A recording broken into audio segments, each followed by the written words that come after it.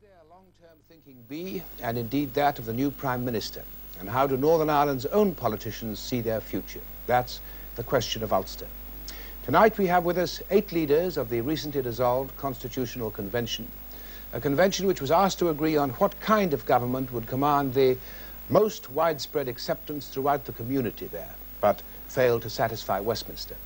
We shall also be seeking the views of other smaller groups in the province without whose agreement there cannot be peace, like the Provisional Sinn Féin Vice President, Moira Drum. The Provisionals will reject completely and absolutely direct rule from London, because we've rejected it for 800 years and we will continue until it's finished. The only militant action we would take would depend on the provisional IRA.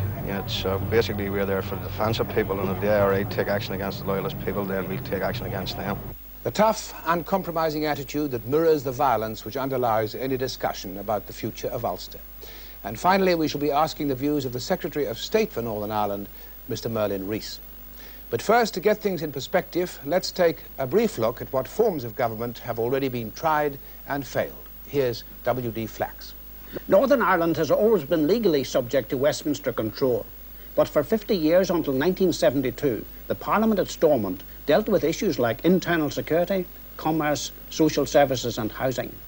It had its successes, but for much of the period of self-government, spokesmen of the Catholic minority, roughly 1/3 of the 1.5 million people, complained of discrimination against